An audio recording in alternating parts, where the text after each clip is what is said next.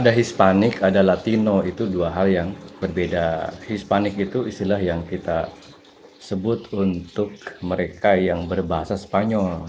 Jadi mereka yang dulu dijajah oleh Spanyol, lalu menjadi terpengaruh bahasa Spanyol dan akhirnya berbahasa Spanyol, meskipun tidak Spanyol-Spanyol banget.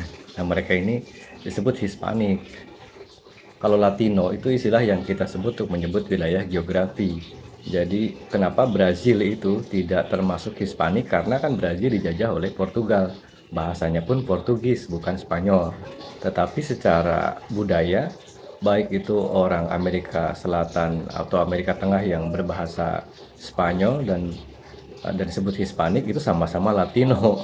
Jadi Brazil tentu Latino tetapi tidak Hispanik. Sedangkan Kolombia, Venezuela, Peru, Meksiko, Chili itu termasuk dalam Hispanik.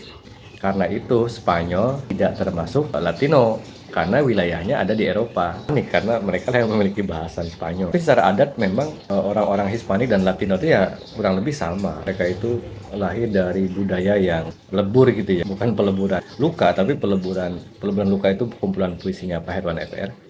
Kalau ini kan peleburan genetik. Nah, ada yang kita kenal dengan Pro Latino, itu artinya Latino yang lebih gelap gitu karena ada pengaruh Afrika. Kan kita juga tahu di zaman penjajahan itu juga ada perbudakan dan banyak Afrika masuk ke wilayah mereka.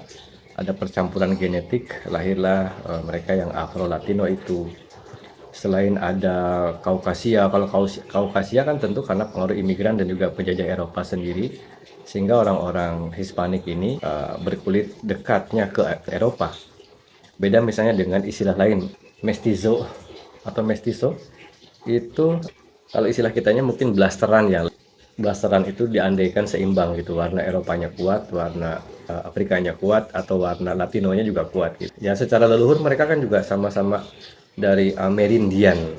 Nah, secara budaya juga bisa disebut sama-sama Latino dalam hal apa, misalnya kehidupan mereka yang komunal tuh. Kalau pernah baca puisi Dea Anugrah yang judulnya Kamus, terasa banget tuh komunalnya orang-orang dari Hispanik itu.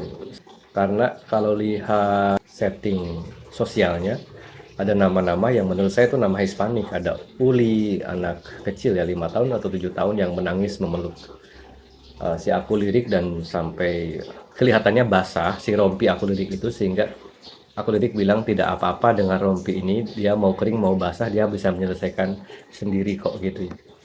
Lalu ada Uri, Uri ini kelihatannya laki-laki ya. Iya benar laki-laki karena 11 tahun kalau Uri itu disebut, dan Uri itu satu-satunya lelaki di keluarga itu katanya gitu ya. Jadi berarti si si ibu itu tidak punya suami ya kelihatannya. Ya kan disebut satu-satunya si Uri itu. Ada lagi Lola yang berak di pasar, kelihatannya bukan manusia. Karena yang terjadi kan efeknya efek tertawa semua, berarti Lola ini kelihatannya binatang. Entah itu anjing, entah itu kucing. Tapi nama Lola itu kelihatan sekali itu nama khas binatang di Hispanik ya.